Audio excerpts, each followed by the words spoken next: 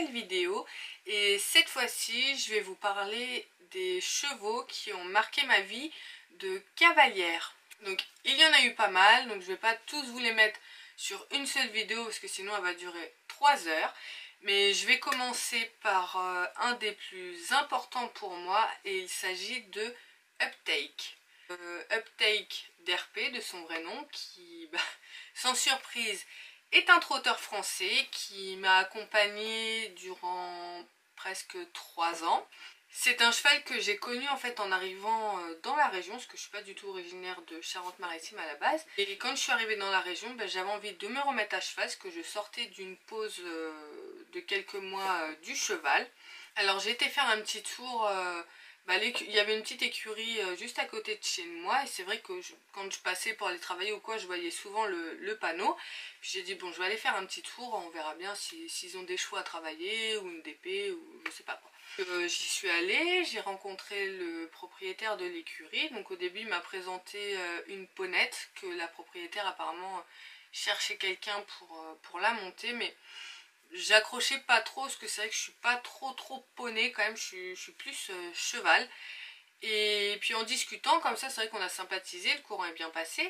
Et il m'a dit bah écoute, si tu veux, j'ai un cheval là qui est dans le pré derrière et j'ai sa propriétaire qui me l'a mis là, sauf que elle habite en Allemagne, elle vient jamais le voir, elle paye juste la pension. Et il me dit écoute, si ça te dit, je lui enverrai un petit message pour lui dire que j'ai trouvé quelqu'un pour s'occuper de lui, et puis après on s'arrangera quoi, parce que du coup c'est un cheval bien sûr qui n'était pas entretenu, que ce soit par le maréchal, par l'ostéo, par les vaccins, par les vermifuges, rien. En fait le cheval il avait été posé là, et puis un petit peu livré à lui-même. Du coup il va me le présenter, on arrive au pré, le cheval vient spontanément nous voir, donc vraiment cool, assez cool et assez proche de l'homme. Mais on voyait quand même qu'il y avait pas mal de caractère dessous, donc je lui dis écoute, vois avec la propriétaire, puis on avisera ensuite. Donc il me tient ensuite au courant pour me dire que la propriétaire donne son accord, que je n'ai rien à payer, si ce n'est à part en fait payer son entretien. Donc du coup il fallait que je refasse les vaccins, que je montre le maréchal, que je le vermifuge, tout ça quoi. Donc bien sûr elle avait pas prévu de le récupérer parce qu'elle était en Allemagne, parce que normalement le cheval en fait il avait été posé là juste pour 2-3 nuits. Sauf que ça faisait au moins plus d'1 an qu'il était là, et puis voilà quoi. Après lui il s'en foutait, à payer la pension.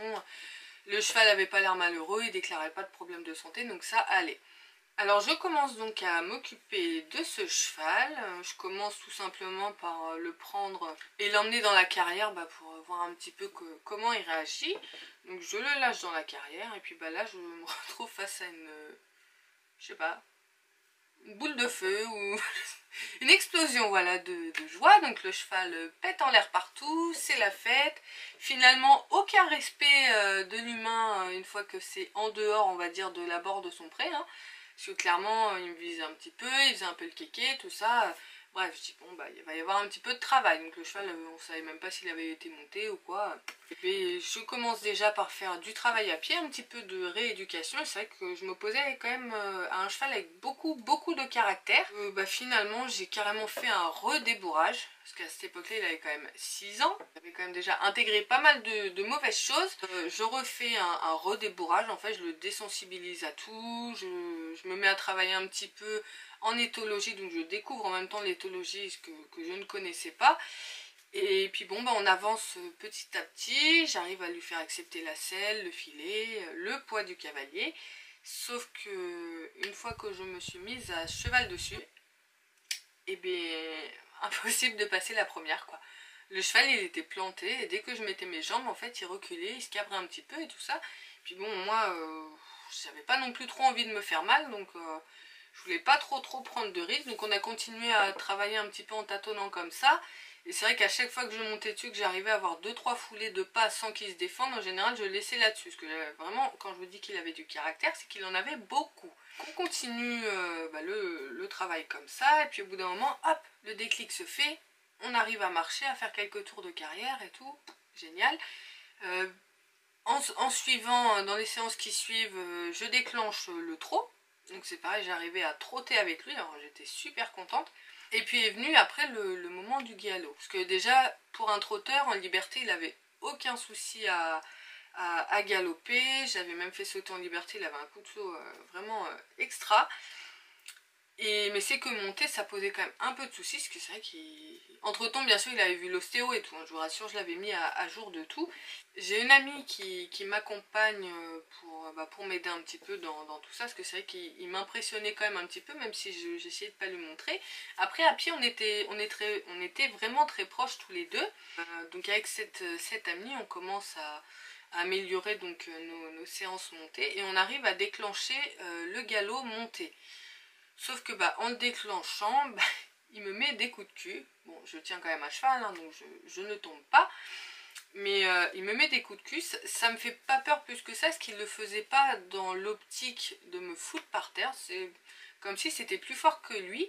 Et c'est vrai que après, dans notre travail, durant les 3 ans que j'ai passé avec lui, quasiment systématiquement, à chaque fois qu'on partait au galop, il me mettait un coup de cul, c'était devenu une habitude, c'était sa marque de départ au galop, voilà, galop, coup de cul. Ouais. Après, une fois qu'il était lancé dans le galop, tout allait bien. Donc on a continué à travailler monter, à sortir en balade, tout ça. On en est même arrivé à faire nos premiers concours. Donc on avait commencé en club 4. Oui, parce que j'avais vraiment pas envie de... La hauteur, c'était pas un souci, mais moi ça faisait très très longtemps que j'étais pas sortie en concours. Donc j'ai dit on va y aller quand même assez cool. Et puis c'est vrai que le premier concours en club 4, il m'a classé. Ce jour-là on avait fait 2 tours, un en club 4, un en club 3. Donc en club 4 il était classé. On avait tout fait au trot bien sûr, hein, trotteur power.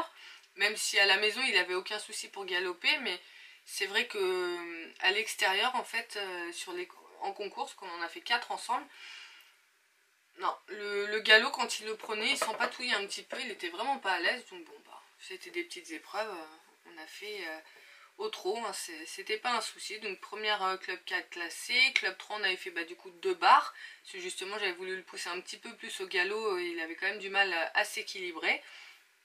Ensuite on a été refaire une club 3 quelques temps après, où pareil il avait fait 2 barres, mais sinon il a toujours été exemplaire en concours, sauf pour monter dans le vent. Ouais, parce qu'avec Up, il fallait compter au moins une demi-heure, 3/4 d'heure pour le faire monter dans le vent. Puis c'était du grand spectacle. Hein.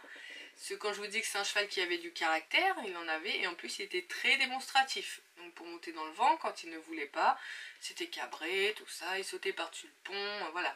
On regardait, si on voulait pas se faire remarquer, c'était loupé.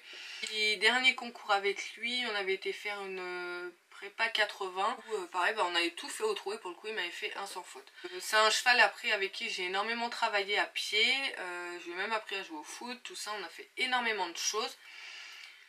Mais avec le temps en fait, moi j'en ai eu marre en fait de payer pour ce cheval. Moi ce que je voulais c'était le récupérer.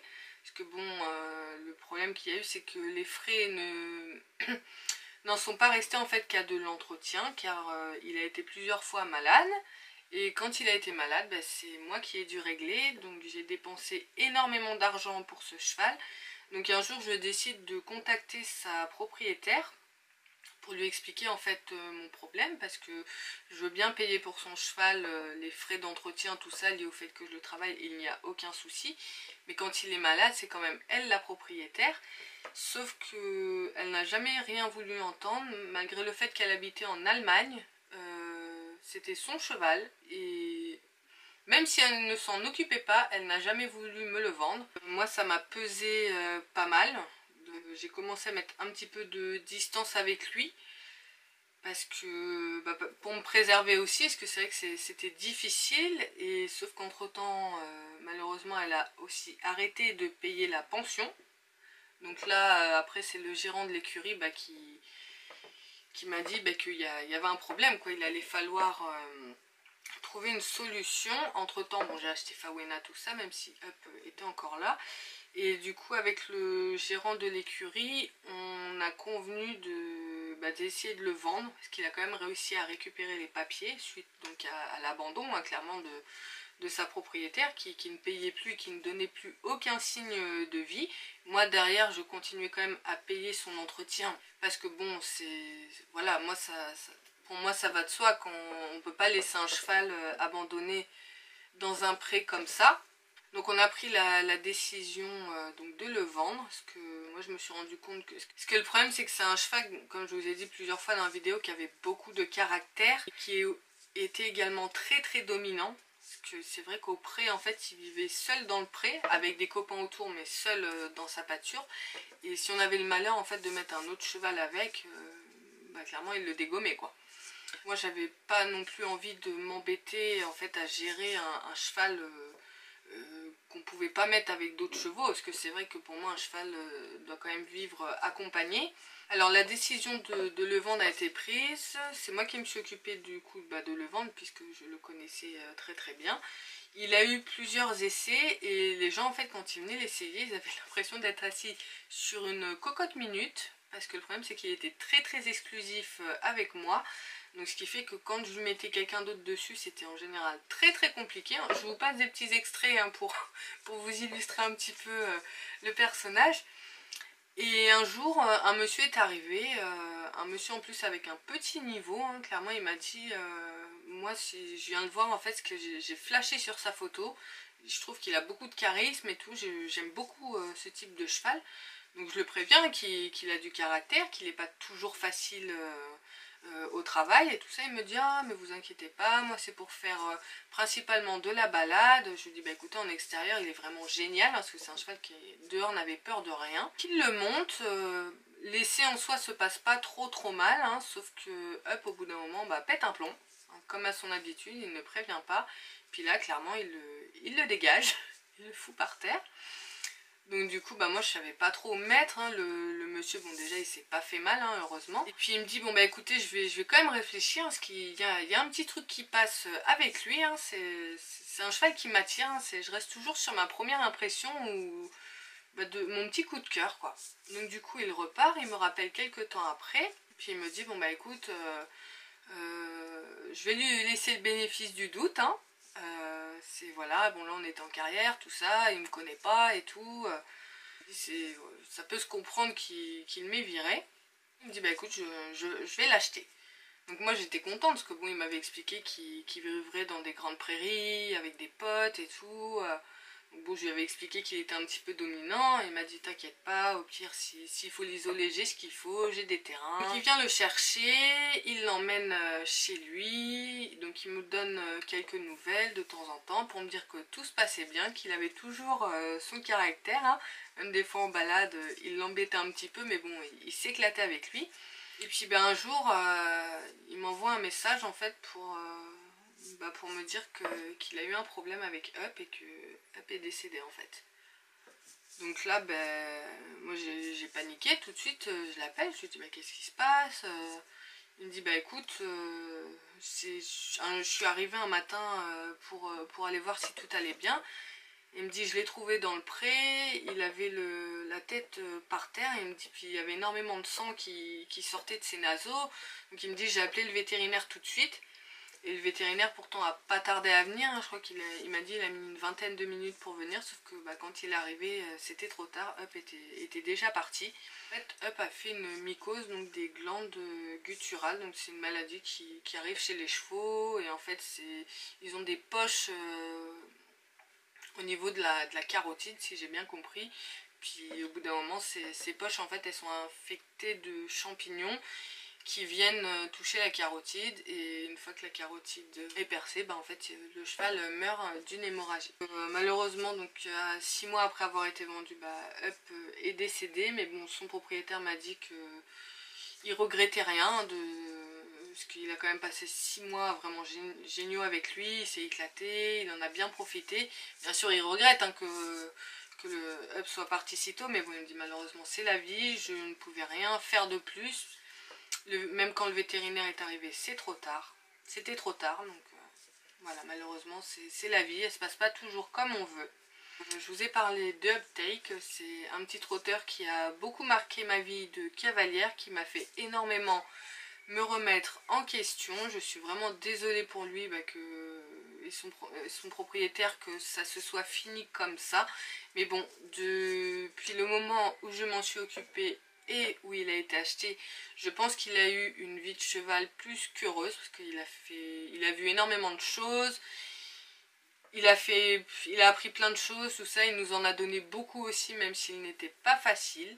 Je vous présenterai d'autres chevaux qui ont marqué ma vie dans de prochaines vidéos, mais en attendant, j'espère que cette vidéo vous aura plu. Si c'est le cas, n'hésitez pas à vous abonner à ma chaîne et à me donner votre avis en commentaire. Et moi, je vous dis à bientôt dans une prochaine vidéo. Salut!